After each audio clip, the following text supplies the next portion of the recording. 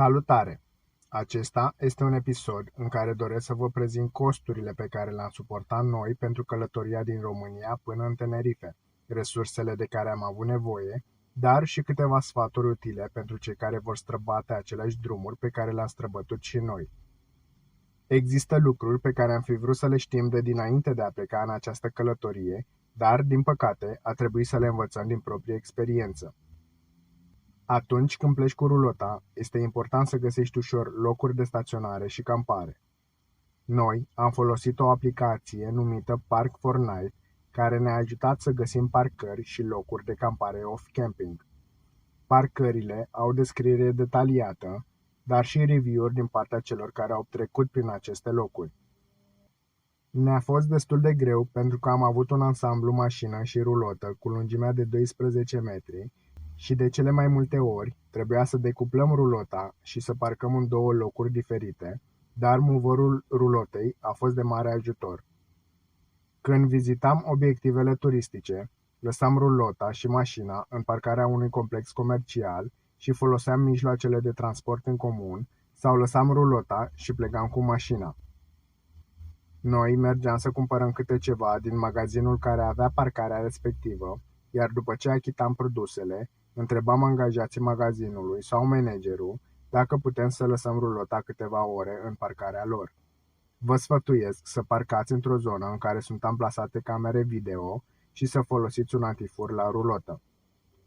Mai există și opțiunea parcărilor cu plată, doar că sunt destul de scumpe și greu de găsit parcările în care să ai acces cu rulota.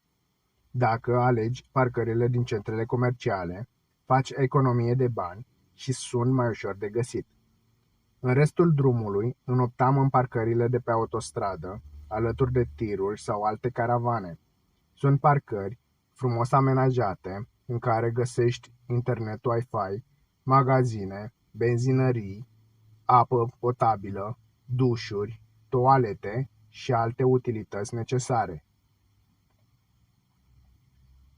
Singura experiență neplăcută pe care am avut-o în legătură cu parcările a fost în Franța. Cineva a încercat să forțeze ușa rulotei, dar nu a reușit. Nu i-am auzit, nu i-am văzut, dar în dimineața următoare am găsit încuietoarea ușii stricată și forțată. După această experiență, am aflat și noi că în Franța este un mare pericol și ai toate șansele ca hoții să intre peste tine în rulotă, în mașină sau în camion și să te fure, fără ca tu să poți face ceva. Nu poți face nimic, pentru că legislația favorizează hoțul. Dacă tu recurgi la violență și îl ataci, vei fi pus sub acuzație și cel mai probabil vei face pușcărie, iar hoțul, în cazul în care este prins de poliție, poate fi eliberat dacă bunurile furate nu depășesc suma de câteva sute de euro. Așa că, dacă vă treziți cu un hoț peste voi în călătorie, nu puteți face decât să vă uitați la el și să-l rugați frumos să nu vă ia actele sau alte lucruri care lui nu îi sunt de folos, dar vouă da. Îi mulțumim lui Dumnezeu că la noi nu a fost decât o tentativă și nu am avut experiențe mai dramatice. În ceea ce privește taxele de drum, am plătit în Ungaria aproximativ 80 de ron pentru vinietă pe o perioadă de 10 zile și aici am avut o experiență de turist. Doamna care mi-a vândut vinieta mi-a cerut 30 de euro pentru această vinietă, dar am cerut să plătesc cu cardul și costul a fost de 6400 de forinți, echivalentul a 79 de ron. Astfel, am redus costul vinietei la aproape jumătate din prețul cerut inițial.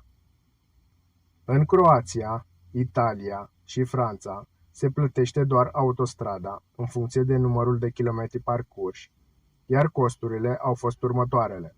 În Croația, aproximativ 30 de euro, Italia 100 de euro și Franța 100 de euro, iar achitarea se face la puncte de colectare amplasate la anumite distanțe sau la ieșirea de pe autostrăzi.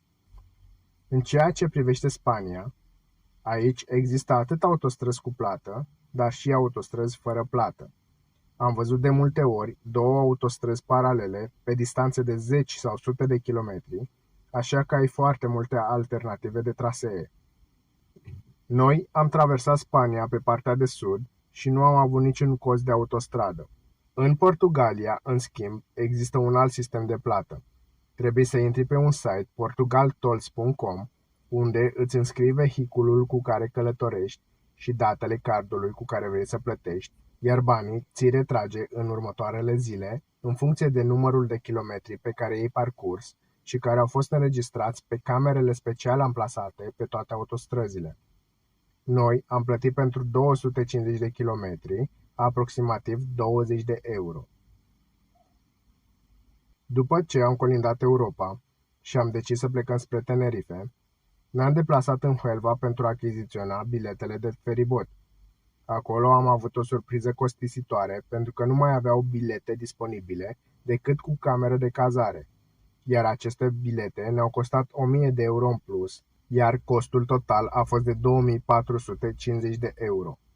Am încercat să găsim altă alternativă mai ieftină, dar era abia peste încă o săptămână și nu am mai avut răbdare să așteptăm. Sfatul meu este să vă căutați bilete de dinainte. Pentru Tenerife aveți două opțiuni, din Cadiz sau din Huelva, și sunt mai multe firme de transport cu feribotul, așa că nu lăsați pe ultimul moment cumpărarea biletului și căutați oferte mai ieftine. Doar că, dacă le cumpărați din timp, trebuie să vă planificați călătoria foarte bine, în așa fel încât să ajungeți la timp pentru plecarea feribotului. Costul feribotului este de aproximativ 130 de euro de persoană, 500 de euro de mașină, 500 de euro rulota și 15 euro pentru cățel. Aceste costuri sunt doar pentru transport. Dacă vreți cameră de cazare și mâncare, se mai adaugă un cost de aproximativ 1000 de euro. Dacă nu vreți să achitați camera, puteți să dormiți pe scaunele din saloane și să mâncați ce aveți cu voi, sau să achitați mâncarea de la restaurant separat.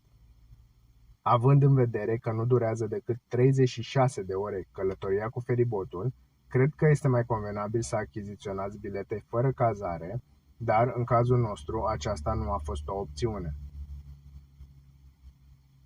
Prețul benzinei este destul de asemănător în țările pe care le-am tranzitat, și anume de 1,7 euro în Portugalia, Franța și Italia, 1,5 euro în Ungaria, Croația și Spania, iar excepțiile au fost în Gibraltar și Tenerife, unde prețul benzinei este de doar 1,2 euro. La un consum de 12%, pe o distanță de 5.000 de kilometri parcurși, pe noi ne-a costat 1000 de euro doar combustibilul. Cam acestea au fost cheltuielile noastre generale pentru călătoria din România până în Tenerife, cu o mică abatere de drum până în Portugalia. La aceste cheltuieli se adaugă câteva nopți de cazare, mâncare, obiectivele turistice, restaurantele și alte cheltuieli care diferă de la persoană la persoană în funcție de stilul de viață și de nevoile fiecăruia. Vă mulțumesc că ați vizionat acest episod, sper că v-a fost de folos și că v-a plăcut, iar dacă aveți alte întrebări, le puteți lăsa în comentarii, iar eu vă voi răspunde. Abonați-vă gratuit la canal pentru a putea urmări următoarele videoclipuri pe care le vom posta și ceea ce vă dorim noi este să aveți o viață lungă și frumoasă.